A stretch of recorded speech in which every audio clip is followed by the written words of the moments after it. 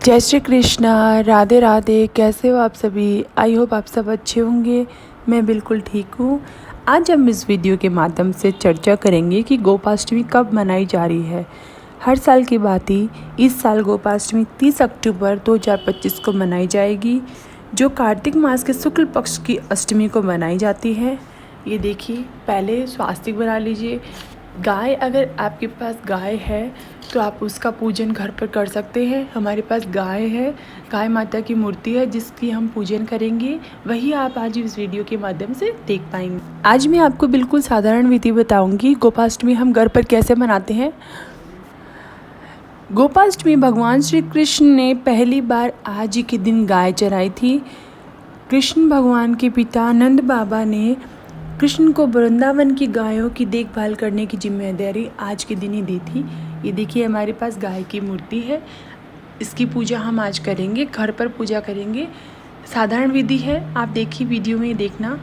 सबसे पहले गौ माता को स्नान कराना है। स्नान कराने के लिए आप शुद्ध जल ले सकते हैं, गंगा जल भी ले सकते हैं, या गौ माता को पंचामृत स्नान भी करा सकते हैं। हिंदू धर्म में गाय को पूजनीय माना जाता है, हम गाय माता कहते हैं। आज के दिन ही भगवान श्री कृष्ण ने गायों को चराने के लिए जंगल में लेके गए थे नंद बाबा की अनुमति से, इसलिए गोपाष्टमी पर्व मनाया जाता है। दूसरी कथा के अनुसार जब गोवर्धन पूजा के बाद इंद्रदेव का अहंकार टूटा था तो कामधेनु गाय ने भगवान श्री कृष्ण का अभिषेक किया था, इसलिए भी गोपाष्टमी पूजन किया जाता है। पंचामृत से स्नान कराया गौ माता को। सारी चीज़ें एक साथ मिक्स करके भी स्नान करा सकते हैं, या अलग अलग से दूध, दही, चीनी, घी, वैसे भी आप स्नान करा सकते हैं। मैंने एक साथ ही सब चीज़ों को मिक्स करके स्नान कराया है।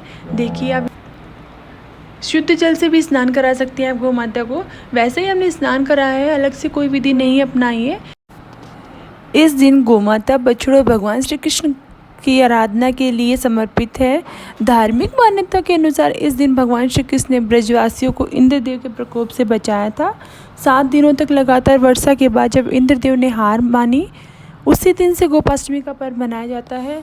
आप देखेंगे वृंदावन में, मथुरा में, बरसाना में, नंदगांव में, वैसे ब्रज क्षेत्रों में बहुत धूमधाम से मनाया जाता है। हमारे हिंदू धर्म में गाय को माता का दर्जा दिया गया है। गाय माता के नाम से बोला जाता है क्योंकि गायों में सभी देव देवता का वास रहता है, इसीलिए गोपाष्टमी पर गायों और उसके बछड़ों को नहलाया सजाया और उनकी पूजा आराधना की जाती है।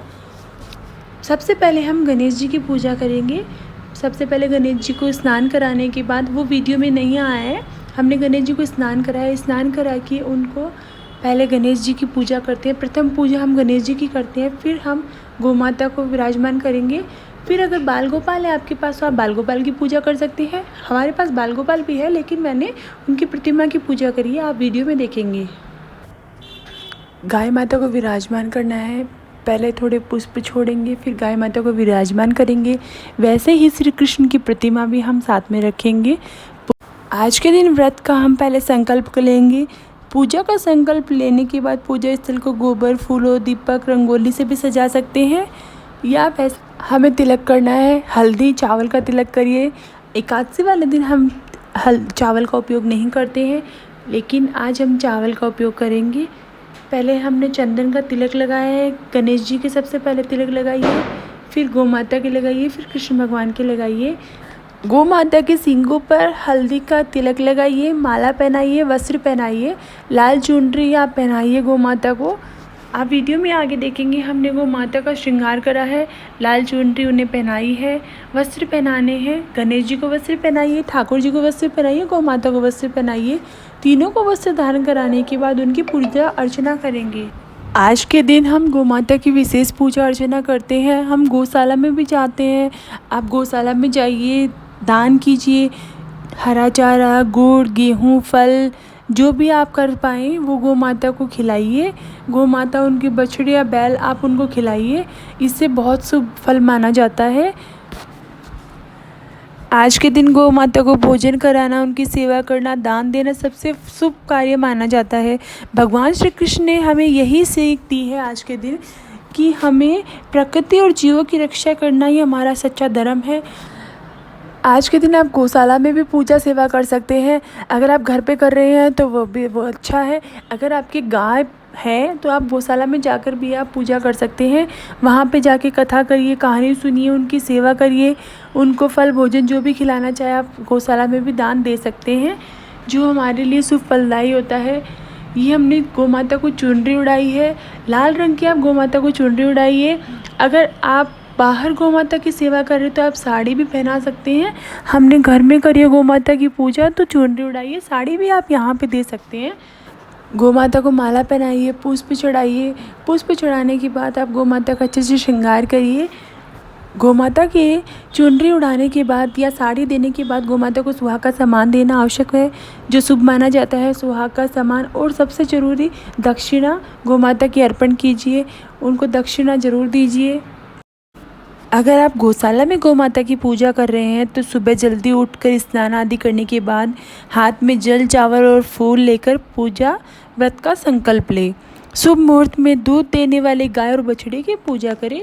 अगर आप गौशाला में पूजा कर रहे हैं तो गाय और बछड़े को चंदन से तिलक लगाएं, फूलों की माला पहनाएं।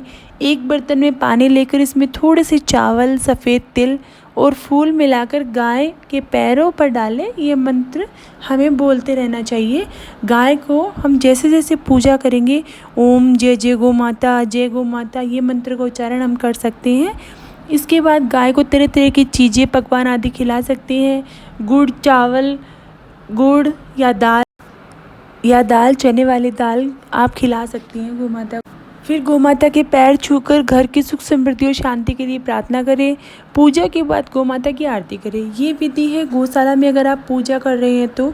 और जो हमने वीडियो में बताई है वो घर पे पूजा विधि बताई है। आप गौ माता के चित्र की पूजा कैसे कर सकते हैं वो हमने आज इस वीडियो के माध्यम से आपको बताना चाहा है।